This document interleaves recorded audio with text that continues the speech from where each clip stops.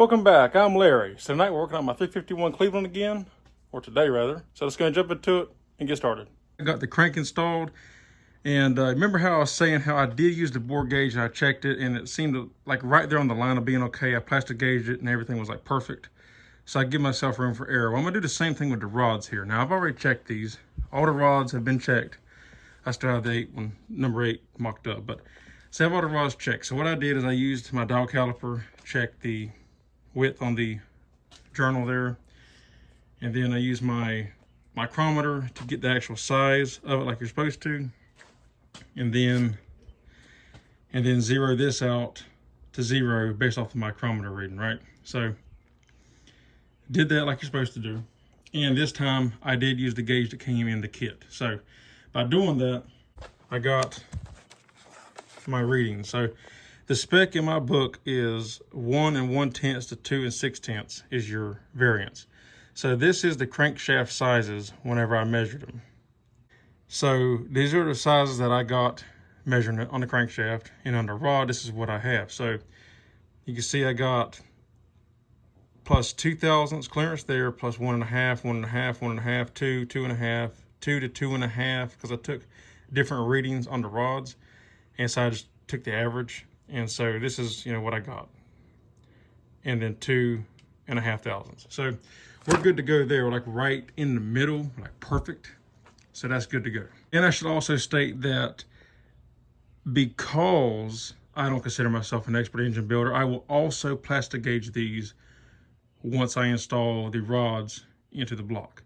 I will install the pistons into the block like normal, put plastic gauge down, tighten the cap down, take it back off and read it just as an extra clearance. I double, triple check my stuff over and over just to make sure everything is within the right specs. So I do use the plastic gauge still, but I like doing the measuring and then also the plastic gauge as like a double assurance.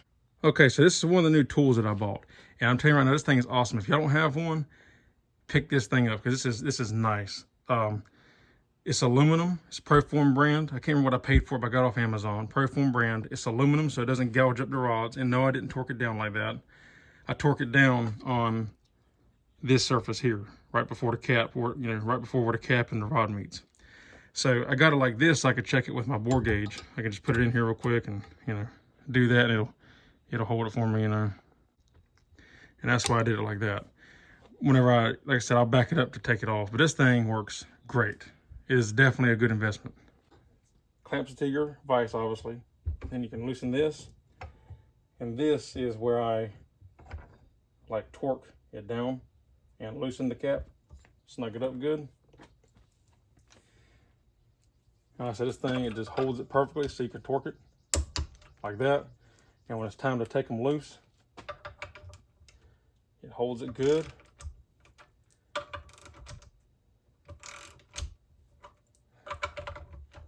Makes it a lot easier for checking your rods out and doing anything you need to do here.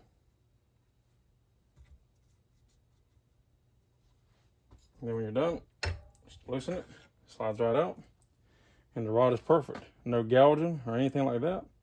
And you can do everything you need to do. Torque your caps down, check your clearances, and do whatever you got to do. That thing's awesome. Should have bought one a long time ago, the last time I built the engine. All right, ladies and gentlemen, we have the pistons installed. Look at that. They are looking beautiful in there. God, I'm so glad to have that much of it done. So I went ahead and did all that, got the pistons torqued down and everything. That's all good to go. And here's the bottom end. Sorry for the glare, this light. Just trying to get good lighting in here so you can see everything. So we got, like I said, everything's buttoned up, everything's torqued and good to go. And like I said, I did use the rod bolt stretch gauge, which worked beautifully, by the way. So I'm not gonna do a video on how to use this. There's videos on how to use it. It comes with instructions. It's pretty self-explanatory on how to use it, but basically what you wanna do to give you a basic rundown. So we'll look at number 8 rod. This is the last one that I did, and I still got this set up for 8. I haven't moved it yet. So basically what you wanna do is, you wanna apply your torque lube from ARP, like they say on the face of the nut and on the threads of the rod bolt, which I did. And you want to put your gauge on here. It has those dimples like I was talking about. I'm gonna try to hold the camera and show you, so I ain't gotta worry about setting up different camera angles here. Sitting the the top angle, and you'll feel it click in like that, and it'll hold itself there. And then one thing I did notice, just a little I guess funny on this thing, is it has a little bit of variance like that. So I found that I'll turn it one way and hold it and zero the gauge out and then see what it says. So if we look at this, obviously you have to zero this out with no torque on it. So this one's already torqued, so it's going to have a reading. You want to put it on here, put the nuts on hand tight, put the gauge on here, zero the gauge out, take the gauge off, torque your bolts down, then check it.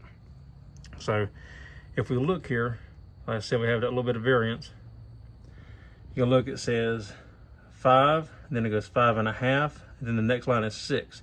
It's right between 6 and 6.5. And for these, the spec on these 351 Cleveland ARP bolts is they say you want 6 to 6.5 thousandths of bolt stretch. So that's beautiful. So we take it off, and the way I do it is I always put the zero out, use the zero on the gauge on the number side of the rod, and then it comes with these little tabs so you can zero the other one out and mark the other one so you know where zero is at on it. Funny enough, this one was right next to the zero anyway, but it tells you where the zero is starting out.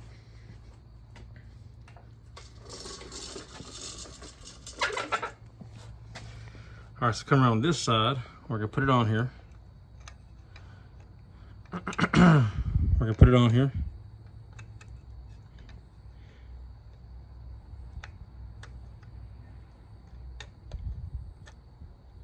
You'll know when it catches in that divot because it'll be a lot more solid. So if we look at it, once again, we got to move it. But see, if you look at it like this, it looks like it's too high, but you got to remember our mark is on the mark next to the zero. So we'd have to count it again. Each mark, you start from that black line and go up. It'd be half, 1, 1.5, 2, 2.5, 3, 3.5, 4, 4.5, 5, 5.5, 6. So it's right between the 6 and 6.5. So you can see we are perfect. And I did every single one of them like that. Every single rod bolt, just like that. So the way I did it is they say in the instructions to put a boxed in wrench on the nut, put the gauge on there, and then tighten it till it says it.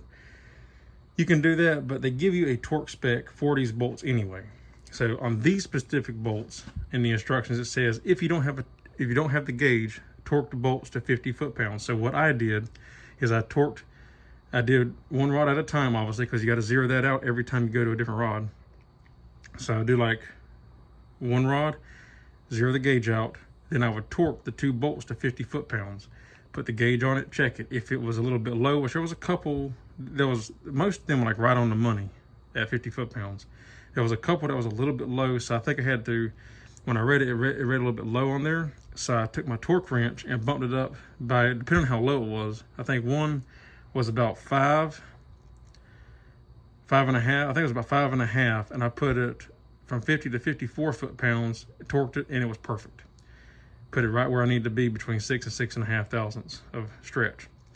And I would just do that. I would up the torque, which I already put my torque wrench up, but I would up the torque wrench up a little bit, by 2 to 4 feet at a time, and torque it and check it with the gauge. Keep doing that until they all said between 6 to 6.5.